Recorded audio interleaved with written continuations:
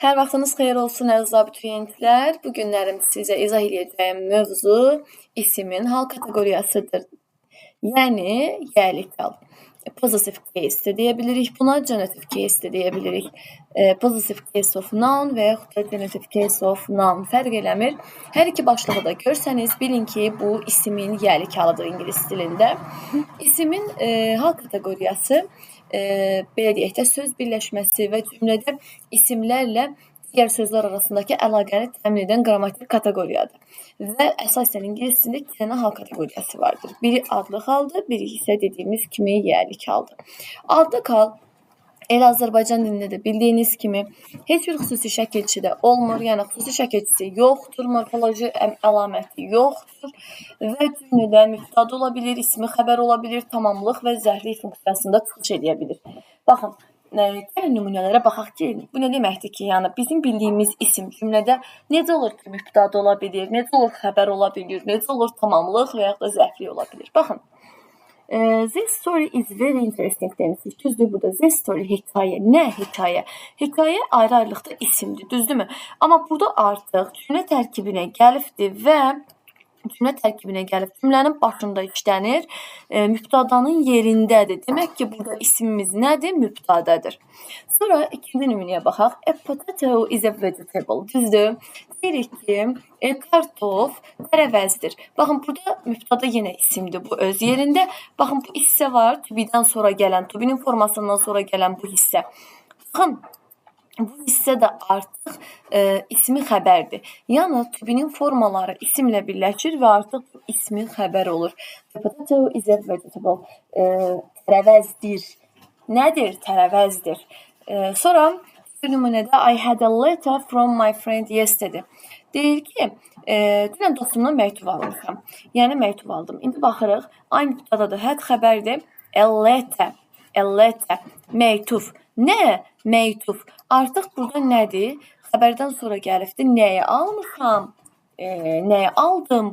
Yəni, dostumdan aldım və nə aldım? Bir məktub aldım. Baxın, burada məktub feildən sonra gəlib, artıq tamamlıqdır. Nəyi aldım? Nəyi? Birlikdə tamamlıq cümlədə kimi, nəyə sualına cavab verir? Canlıdırsa kimi, kimə? Cansızdırsa nəyi, nəyə sualına cavab verir? Digər nümunədə isə that was a cookie box. Deyir ki, bu, yəni o peçenye qutusudur. Baxın burada isim başqa bir isimin qabağında gəlib və onu təyin edibdir. Burada that mübtəda, was xəbər, a cookie box'dir. Box bizim isimimizdir, düzdürmü?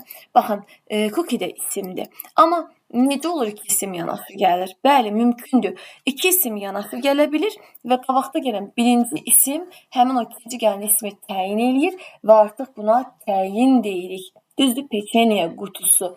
Hansı qutu? Peçenye qutusu və yaxud da gəlin belə bir asan nümunə deyim sizə. Deyirik ki, cotton shirt. Elə, cotton nədir? Pambıq. Shirt nədir? Köynək. Düzdür, cotton shirt nə olur? Pambıq köynək. Pambıq ayrı-ayrılıqda isimdir, düzdürmü? Artıq köynəyin qabağında gələndə olur təyin. Çünki digər ismi təyin eləyir. Yaxşımı? Əgər iki isim yanaşı gəlibsə, düzdür, bəzən söz birləşməsi olur orada, amma bəzən bu qabaqda gələn birinci isim, ikinci isimin təyini ola bilir. Sonra digər nümunədə isə we met her at the bus stop. Baxın, biz onunla avtobus dayanacağında görüşdük. Baxın, bus stop, avtobus dayanacağı, düzdürmü?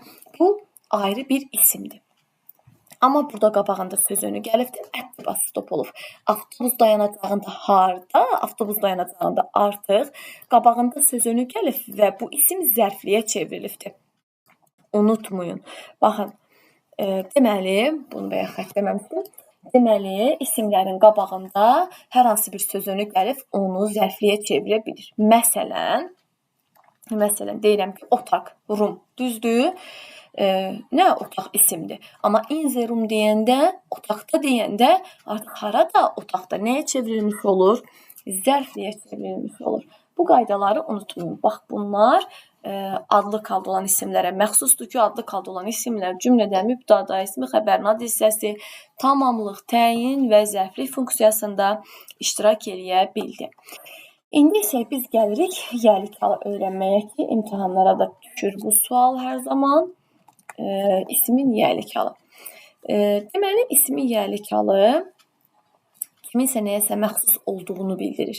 Yəni ki, bir əşyanın digər belə deyək də, kiməsə məxsus olduğunu bildirir və iki isim burada yanaşı gəlir. Yəni isim plus isim olur və biri digərini təyin edir. Yiyəlik halda olan isim başqa ismin təyini olur və whose kimin sualına cavab verir. Məsələn, the girl's voice, qızın səsi.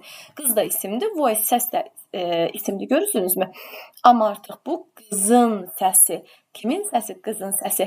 Apostrof s qəbul edir. Yəni yiyəlik hal çəkilməsini qəbul edir və digər ismin təyini olur. My friend's room. Dostumun otağı. Kimin otağı? Dostumun otağı. The child's toys. Uşağın oyuncaqları. Uşağın nəyi? Oyuncaqları. Baxın, oyuncaqları kimin? Uşağın. Gördünüz, yenə də birinci gələn isim, ikinci gələn ismi təyin edir və yiyəlik haldadır artıq. Nümunədən də görürsünüz zaten. İndi yenə qaydaların izahına keçirik. Deməli, ismin yiyəlik halını düzəltmək üçün biz ismin sonuna elə apostrof s əlavə eləyirik. Yəni təkdə olan isimlərin yiyəlik halını düzəltmək üçün sadəcə ismi götürürük və qabağına apostrof s əlavə eləyirik. Baxın, girl qızdır, girls qızındır, qızın. Görürsünüz, qızın eləcə gələ bilməz. Mütləq özündən sonra isim gəlməlidir. Qızın anası, qızın əşyası, uşağın oyuncağı. Yəni burada onu demək istəyirəm ki, sizə bilin ki, yiyəlik hal apostrof s-lə düzəldimi? Yəni özündən sonra da isim gəlməlidir. Biz apostrof s-i tək görsək bunu yiyəlik hal götürmürük. Amma bəzi istisnalar var. Bilirsiniz ki, ingiliscə istisnalarla dolu bir dildir və bunun da istisna halları var. Bunların hamısını sizə indi bir-bir videomuzun sonuna qədər öyrədəcəm. İndi ikincidə nə deyir? Deyir, cəm isimlərin yiyəlik halını düzəltmək üçün isə eləcə apostrofdan istifadə edirik. Niyə eləcə apostrofdan istifadə edirik? Çünki bu isim artıq s-lə özü cəmlənir. Biz bundan əvvəlki dərsimizdə sizdən ismin cəmlənməsini öyrəndik. Axı dedik, isimlər nə ilə cəmlənir? İsmin sonu s artırmaqla cəmlənir. S-dən sonra isə apostrof qoyulur və artıq bu cəmdə olan yiyəlik halı bildirir. Məsələn, the student's book, şagirdlərin kitabı və yaxud da kitabları. Hər ikisini deyə bilərik. Şagirdlərin bir kitabı da ola bilər, hərəsinin ayrı-ayrı kitabları ola bilər. The brother's room, qardaşların otağı. Bir dənə belə deyəndə, demək ki, burada çoxlu qardaş var və bir dənə otağı var. Amma rooms deyəndə, deməli, hər qardaşın özünün ayrı-ayrı otağı var. Yəni, cəmləndirmişəm də çoxlu otaqlar, bir otaq deyil. Unutmayın, təkdə olan ismi apostrof s artırırıq, cəmdə olan ismin özündə s var. Biz eləcə ona apostrof artıraraq yiyəlik hal düzəldirik. Sonra cəmlənərkən köklərindən dəyişən isimləri öyrənmişdik bundan əvvəlki dərsimizdə. Biz öyrənmişdik ki, isimlər cəmlənərkən, bəzi isimlər cəmlənərkən onlar kökündən dəyişir. Kökündən dəyişir. Bunlar hansı isimlərdir? Gəlin onlara baxaq. Bəli, biz sizlə əvvəlki dərsimizdə, yəni isimlərin cəmlənməsini öyrənərkən orada kökündən dəyişən isimləri öyrəndik. Dedik, bəzi isimlər var ki, onları cəmləndirərkən onların sonuna s-i bitişdirə bilmərik. Onların sonuna s-i bitişik verə bilmərik.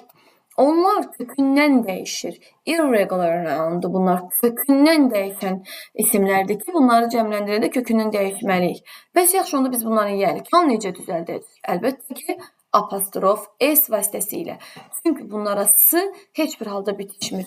İstər yiyəlik hal olsun, istər cəmlənmə olsun. Təkdə deyəndə man, woman, child, police, people apostrof s olacaq. Cəmdə dediyim zaman isə artıq kökündən man dəyişib men olacaq, woman dəyişib women olacaq, child children olacaq, elə police özü cəm isimdir, people da özü cəm isimdir. Bunları deyəcəm. Demək ki, kökündən dəyişdi artıq cəmləndi. Biz də eləcə apostrof s-ni artırdıq. Burada kişinin idi, burada kişilərindir, adamların və yaxud da qadının, qadınların. Tamam. Demək ki, cəmlənərkən kökündən dəyişən isimlərin yiyəlik halı təkdə də cəmdə də apostrof s-lə olacaq. Nə vaxt ki, buna s-i bitişik görsəz, o testi səhv götürə bilərsiniz. Sonra həmişə cəmdə olan isimlər öyrəndik sizdən. Police, people kimi, ondan sonra poultry kimi, sonra nələr var idi orada? Good, small, əmtə, düzdür, stairs. Bunlar həmişə cəm olan isimlər idi. Biz bunları cəmləndirəndə bunlara S-i artıra bilmirdik, düzdürmü? İndi ona görə polis sözünü də S artıra bilmədiyimizə görə yəlik hal təhdid cümlədə apostrof S olacaq. Amma people istisna idi, yadınızdadırsa, people xalq mənasında təhdid edə bilirdik. Ona görə people-ı apostrof S-dən də görsəz düz götürün, S apostrofunu da görsəz düz götürün. Bilin ki, biri cəmaət mənasındadır, biri xalqlar mənasındadır. Hər iki forma düzdür. Amma digərlərini nə həmçə cəmdə olanları, nə də kökdən dəyişənlərə S-i biçik görə bilməzsiniz. Sonra yenə cəmlənməni öyrənəndə təkid cəmi eyni olan isimləri öyrənmişdik. Deer, fish, sheep. Düzdür, burada bir neçəsi var, sadəcə cəmlənmədə daha geniş forması var. Və onu da yəlik halı apostrof S-də düzəlir. Təhdə də, cəmdə də.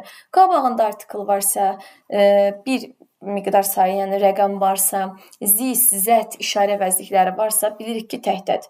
Qabağında heç nə yoxdursa, bilirik ki, cəmdədir. Qabağında rəqəm varsa, başqa bir sam kimi, meni kimi vəzliklər varsa, bilirdik ki, cəmdədir. Ona görə unutmayın, bunlara da heç vaxt S bitişik olmayacaqdır.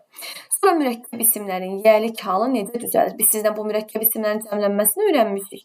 Əslində mürəkkəb isimlərdə də yəlik hal sonu artırılır. Baxın, bu qaydada belədir. Yəni schoolboy məktəbli oğlan deməkdir. Məktəbli oğlanın deyəndə, məktəblinin deyəndə schoolboys apostrof S olur. Amma bunu cəmləndirəndə artıq schoolboys S bitişik olur. Yəlik halında da yenə S-dən sonra apostrof artırılır.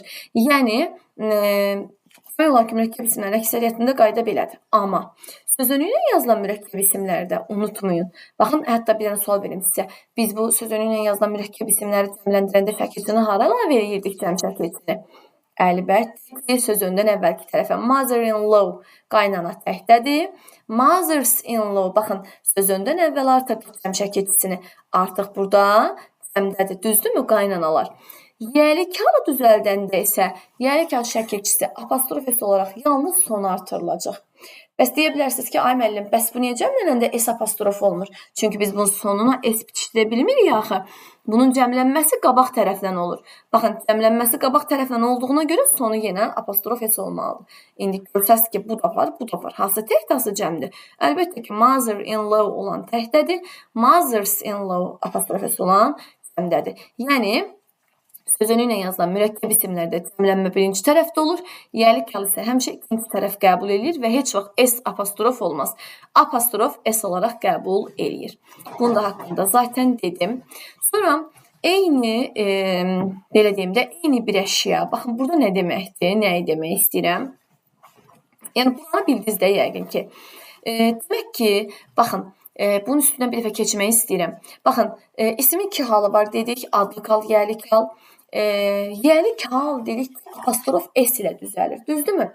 Təkdə olan bir ismi yəlik hala salmaq istəyiriksə, ona apostrof S artıracaq.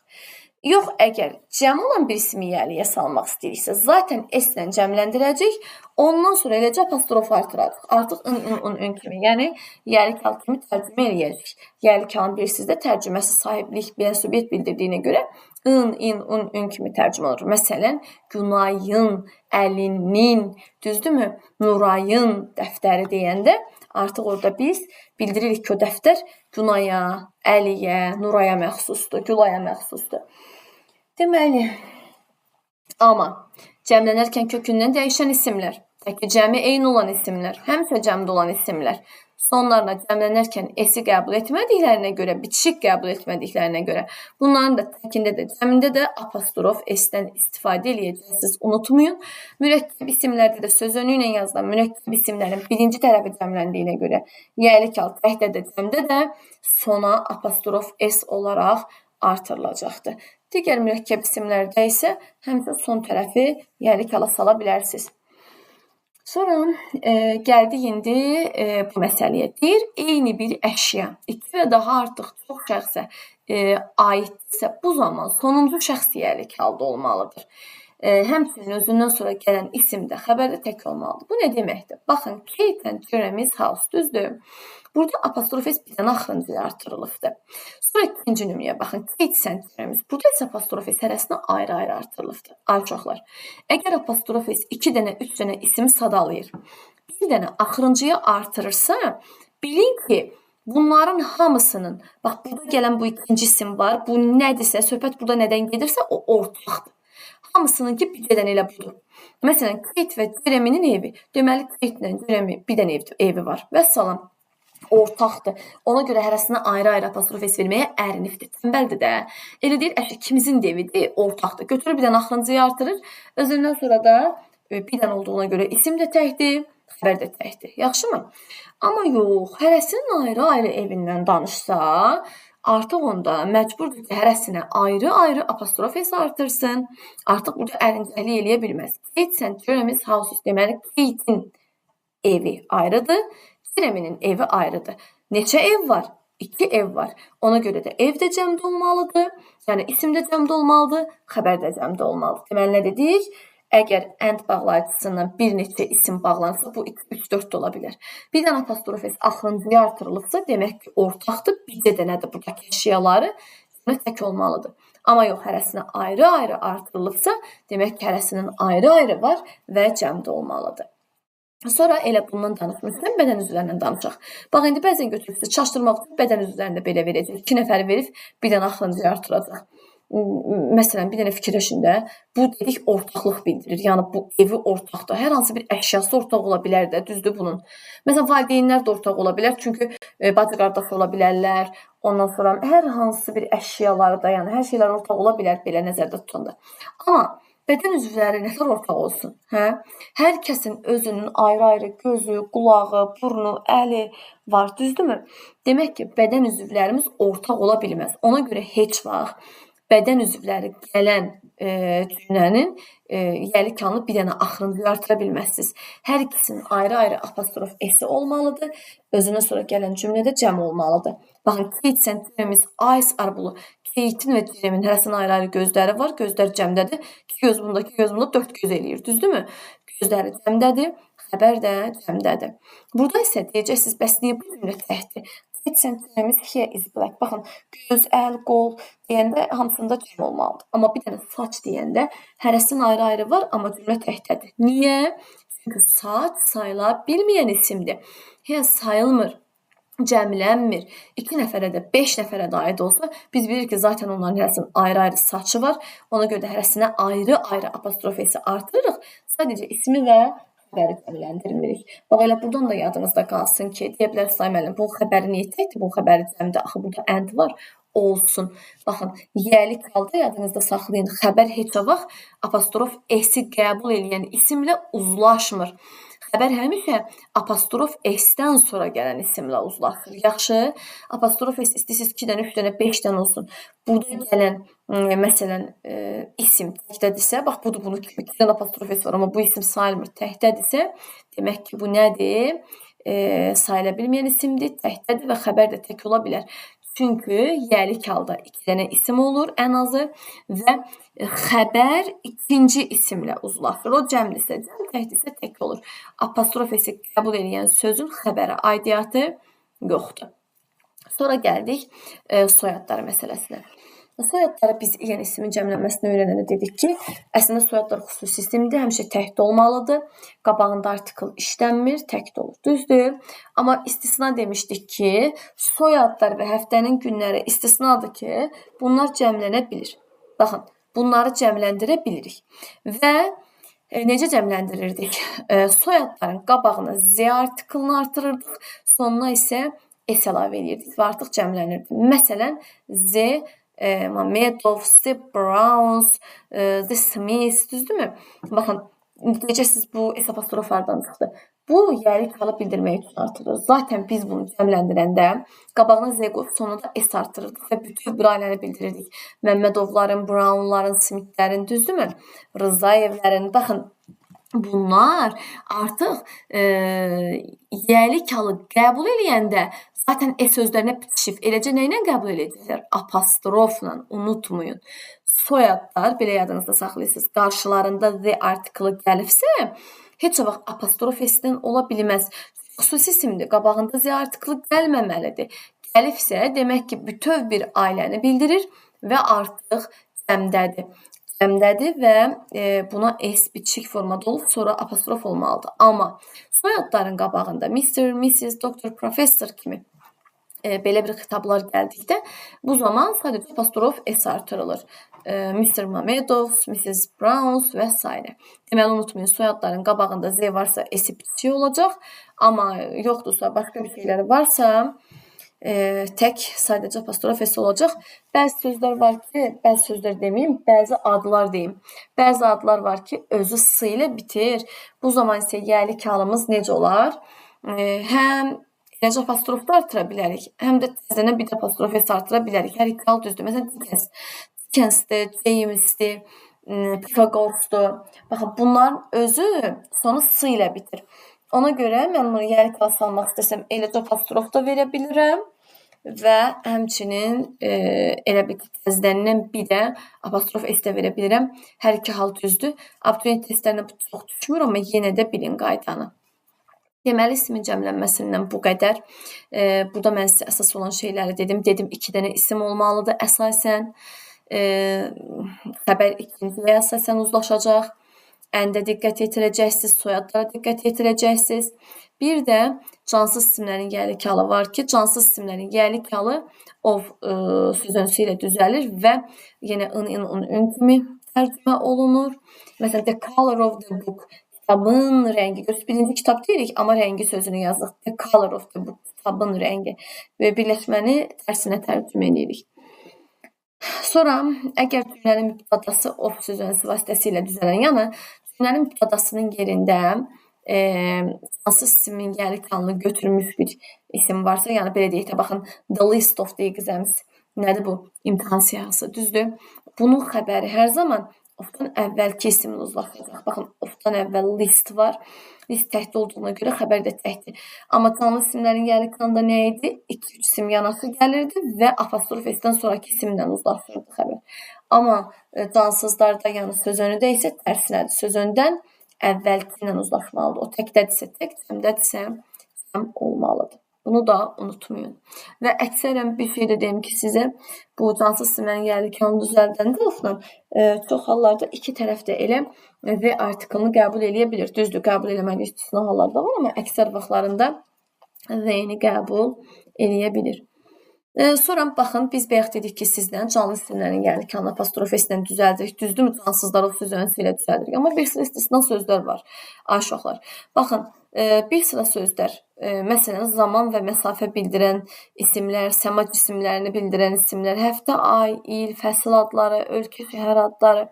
Baxın, bunlar, belə deyim də sizə, cansız isimlərdir. Amma yəlik halı həmsə nə ilə düzələr? Apostrof S ilə düzələr. Bunlar da. Məsələn, baxın, a moment, bir dəqiqalıq sükut, today's newspaper, 2 weeks, a few hours, yesterday. Bunlar canlı deyil də, yəni cansızdır, amma yəlik halı apostrof S ilə düzəlir. Özü də today'dir, yesterday'dir, tomorrow'dur. Yadınızda saxlayın. Bunlar həmişə apostrof S-lə olur. Tonight apostrof S olur, çünki onlar cəmlənənmir. Amma bu moment-dir, week-dir, day-dir, hour-dir, yəni gün, həftə, ay, il sözləri qabağında artikl gəlirsə təkdə, baxın, a moment sözü artiklı var, deməli təhrik bildirir. A moment silence, bir dəqiqalıq sükut. Amma burada 2 weeks rest deyir, 2 həftəlik istirahət, qabağında 2 rəqəmi gəlib deyir, artıq həftə cəmlənməlidir. Buradan bir qaydanı öyrənə bilərsiniz ki, elə. Müəllim dedi ki, xəbər əsasən ikinci isimlə uzlaşır, amma qabaqda gələn artikl miqdar sayı özü apostrof S-lə sözlə uzlaşır. Unutmayın, ismin yəlik halında 2 isim var, bir xəbər var, düzdürmü? Xəbər həmişə özünə yaxın olandan, yəni ikinci isimlə uzlaşır. Amma yəlik halda olan sözün qabağında gələn əvəzlik artikl da həmin o yəlik haldakı sözlə uzlaşır. Bax, bunu unutmayın. Məsələn, burada deyirəm 2 weeks rest is enough. Birdən deyirsiniz ki, burada iki miqdar sayı var. Müəllim burada is işlətdi. Ay müəllim səhv işlətdi. Xeyr, elə bir şey yoxdur. Bu 2-yə görə, 2 rəqəminə görə weeks cəmlənibdir. Burada heç bir səhvlik yoxdur. Rest sözü təkdə olduğuna görə də xəbər də təkdə olacaqdır. Heç bir səhvlik yoxdur burada. Sonra səma cisimlərini ifadə edən sözlər. Moon, ay deyirəm, sun, günəş deyirəm, earth, yer kürəsi deyirəm. Baxın, bunların varlığı təkdir, yadınızda saxlayın. Varlığı tək olan cisimlərin yəlik halda apostrof S-lə düzəlir. Bunlarda isə apostrof olmaz. Bilirsiniz niyə? Çünki adı üstündə nə deyirəm? Varlığı təkdir. Cəmlənə bilmir. Cəmlənmirsə nə tərsə S buna bitişik olsun ki, ay da, günəş də, yer kürəsi də, səma da, dünya da, dünya. Bəli, bunlarda da apostrof S olur, çünki təkdir. Həftə, ay, fəsil adları. Bəli, həftənin günləri də təkdir, fəsillər də təkdir. Bunlar həmişə apostrof S olmalıdır, unutmayın. Ölkə, şəhər adları tutalsız olmaqlarına baxmayaraq, ofla yəlik hal düzəltdikləri kimi apostrof S-lə də yəlik hal düzəldə bilirlər. Heç bir səhvlik yoxdur. Testlərdə bunları çox görəcəksiniz. Bunları qəşəng öyrənin.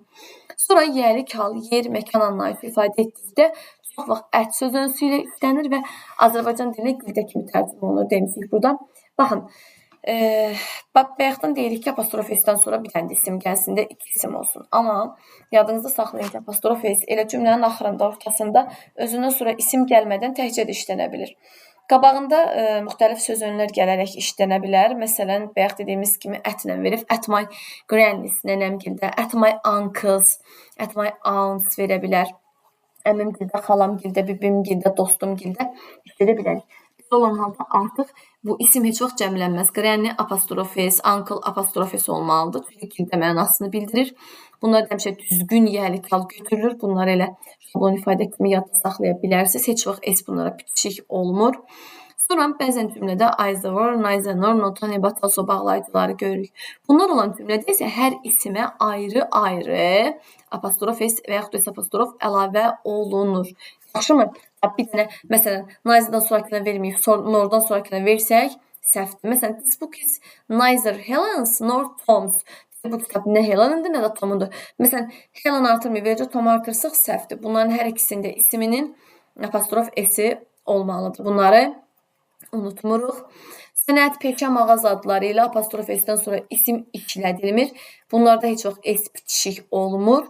Yadınızda saxlayın. Həmişə apostrof S olur və bunları da əzbərləsəz, testlərdə çox görəcəksiniz. Elə görən ki, bunu düzgün yəlik hal götürəcəksiniz. Ət Kemiz, baxın, aptekdə deməkdir. Apostrof S-dir, dentist, ət dentist işdə həkimində. Burada bəzən sözünü dəyişə bilər. Ətin yerinə to ola bilər, near ola bilər. Fərq eləmir, amma ətdən daha çox görünür. Ona görə də bunlar belə ətlə verilir. Baxın, from the baker's çörəkçidən, from the florist gülçdən, hairdressers bərbərdən, the grocers baqqaldan, butchers qəssabxanadan, doktor həkimdə bunları öyrənirsiniz. Bunlar həmişə apostrof S-dir və həmişə yəlik haldır. Baxmayaraq ki, ın kimi tərcümə olunmur, amma yəlik halda olan sözlərdir.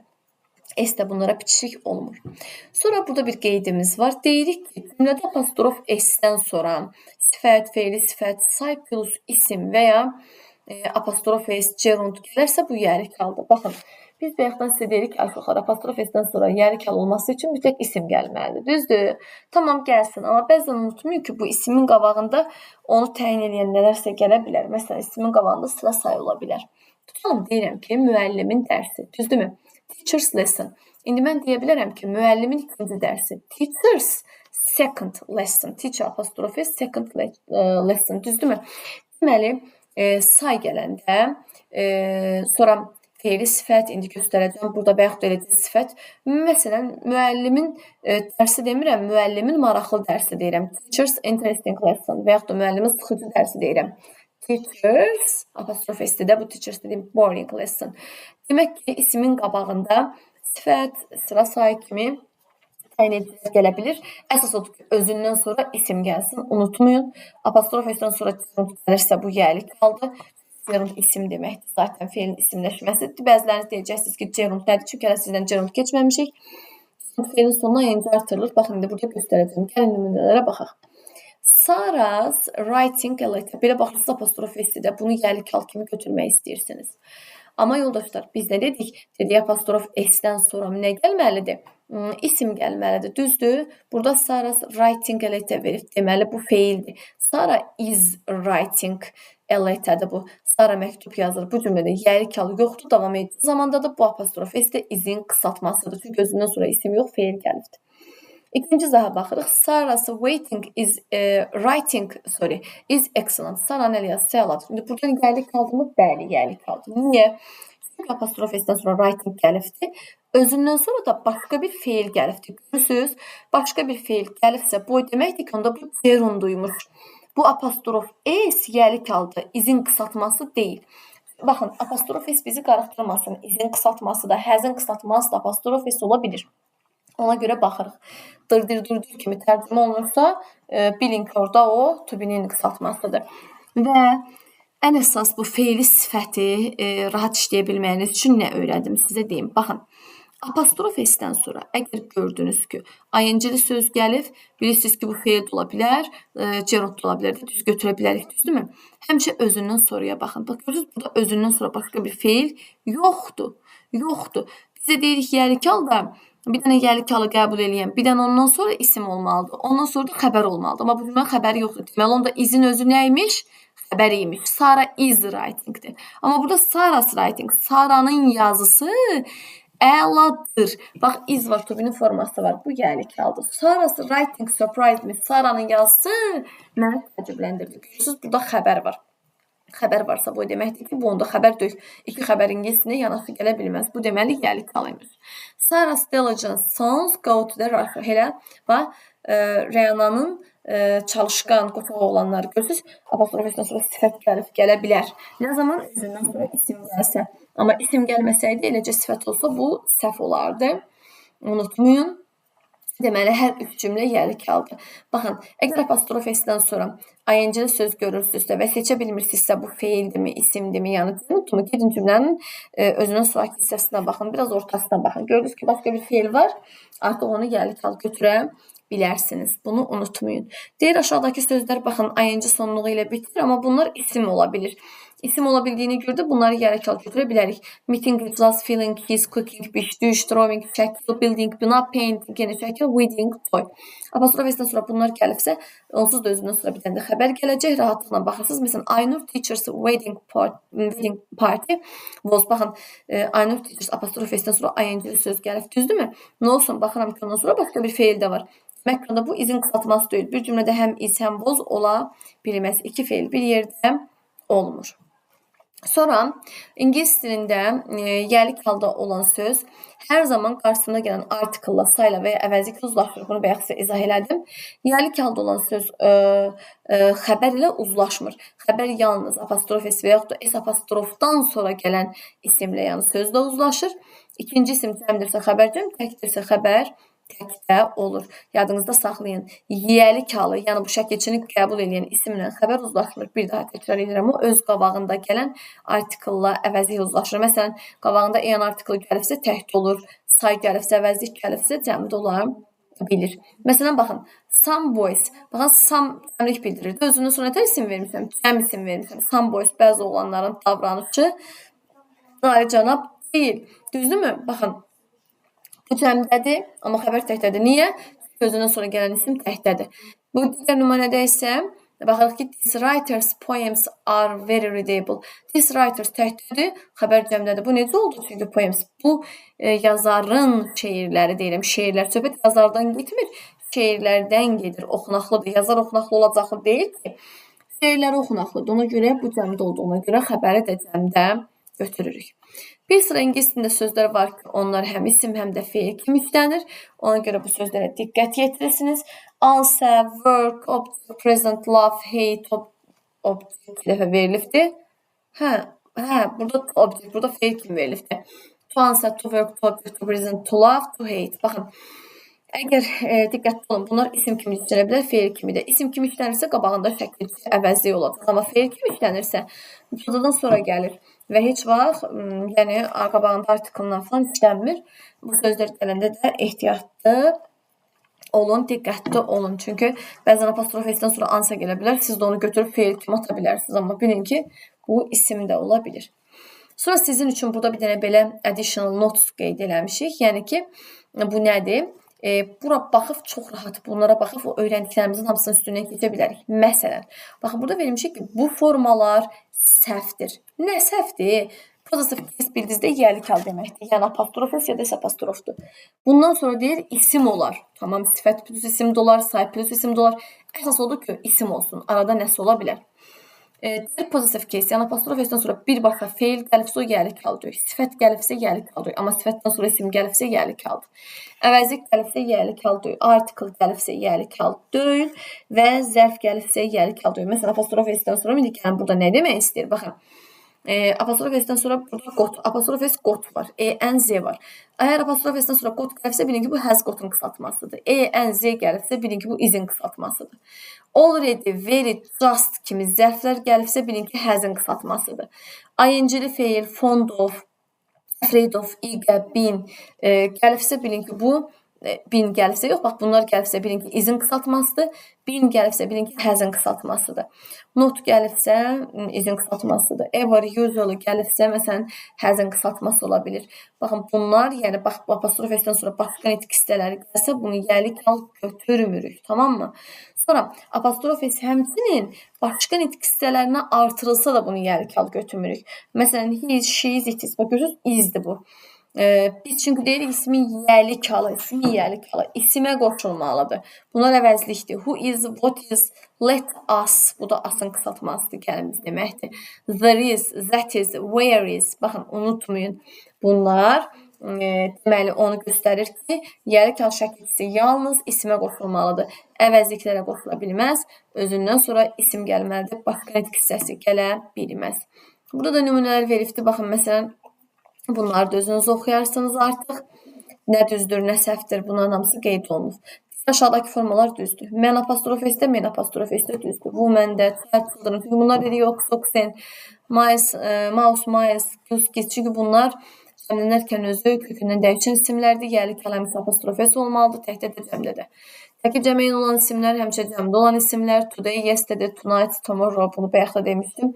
Bunlar zaten S-i qəbul eləmir. Çünki bir dənədə hərəsindən, bu gün də bir dənədə, sabah da bir dənədə apostrof S olur. Amma bunlara baxın, var deyə təkdədir, amma burada to var deyə cəmdədir. Artiklında tək olur, rəqəm olanda cəm olur. Baxın, hamısında elədir. Another students, another təhrik bildirir deyə another ilə təkdədir, other studentsdən cəmdədir. Yəni, yəli kalı qəbul edən sözün qabağına mütləq baxmaq lazımdır. Qabağından uzlaşır. Təkdədirsə təkdə, cəmdədirsə cəmdə olur. Xəbər isə özündən sonra gələn isimlə uzlaşır. Bu qədər əziz şagirdlər, düşünürəm ki, yəli kal sizin üçün çox da çətin olmayacaq, çox da qaranlıq olmayacaq. Bunları qəşəng əzbərləyirsiniz. Bu qaydanı əzbərləyib öyrəndikdən sonra, tam başa düşdükdən sonra bunların testini çox rahatlıqla üstləyə bilərsiniz. Zaten növbəti videomuzda da isimin yəli kalının izahları olacaqdır. Çalışın qaydanı öyrənəndən sonra test izahlarına da qulaq asın ki, testin geri qalan hissəsini işləmək sizin üçün asan olsun. İnşallah növbəti videomuzda görüşərik. Sağ olun. Hələlik.